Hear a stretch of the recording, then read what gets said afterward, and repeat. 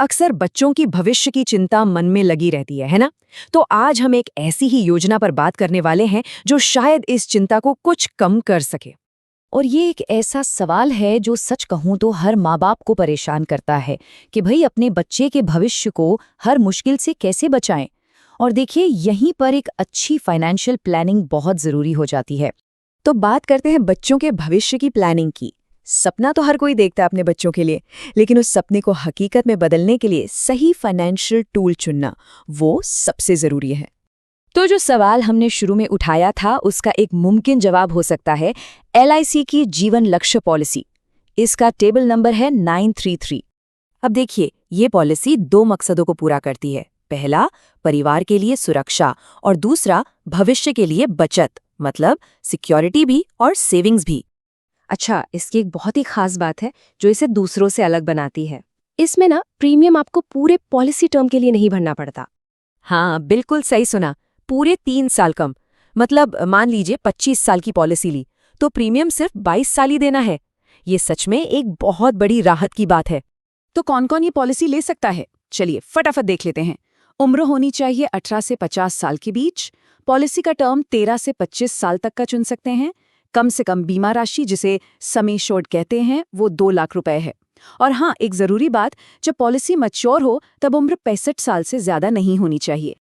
अब ये सब बातें सुनने में तो ठीक है, लेकिन असल में ये पॉलिसी काम कैसे करती है इसको समझने के लिए चलिए एक उदाहरण लेते हैं। मान लेते हैं एक व्यक्ति है अमित, और उनके केस में 2 अलग-अलग सिचुएशन देखते हैं। तो ये है अमित के प्लान की डिटेल्स। उम्र है 40 साल, उन्होंने 25 साल की पॉलिसी ली है और बेसिक सम एश्योर्ड है 20 लाख रुपए। और जैसा कि हमने बात की थी, प्रीमियम भरने का टर्म 25 नहीं बल्कि 22 साल है। तो चलिए पहले वो रास्ता देखते हैं जहां सब कुछ बढ़िया रहता है, जैसा सोचा था वैसा ही होता है। तो अमित साहब अपने सारे प्रीमियम टाइम पर पूरे 22 साल तक भरते हैं और फिर 25 साल पूरे होने पर उनकी पॉलिसी मैच्योर हो जाती है। यह है इस पॉलिसी का बचत वाला साइड। तो 25 साल के बाद उन्हें सबसे पहले मिलता है उनका बेसिक सम एश्योर्ड, जो कि है पूरे 20 लाख रुपए। लेकिन बात यहीं खत्म नहीं होती। इसमें जुड़ता है एक मोटा बोनस, करीब 23 लाख रुपए का।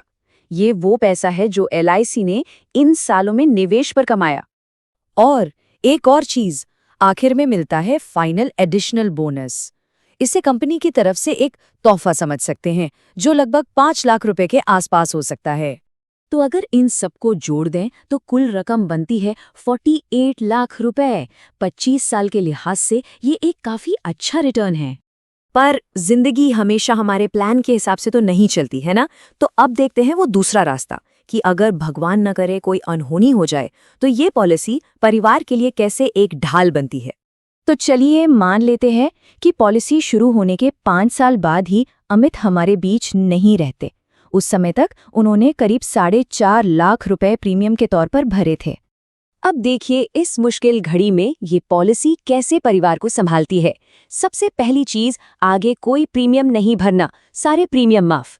दूसरी बात, परिवार को हर साल 2 लाख रुपए मिलने शुरू हो जाते हैं जब तक पॉलिसी का टर्म पूरा ना हो जाए। और सबसे जरूरी बात, 25 साल पूरे होने पर परिवार को पूरी की पूरी मैच्योरिटी अमाउंट भी मिलती है, बिल्कुल वैसे ही जैसे पहले केस में मिलनी थी। जरा इस फर्क को देखिए। अमित ने भरे थे सिर्फ 4.5 लाख रुपए और परिवार को कुल मिलाकर मिला लगभग 67 लाख रुपए का फायदा। यही है इस पॉलिसी की असली ताकत, इसका सुरक्षा कवच।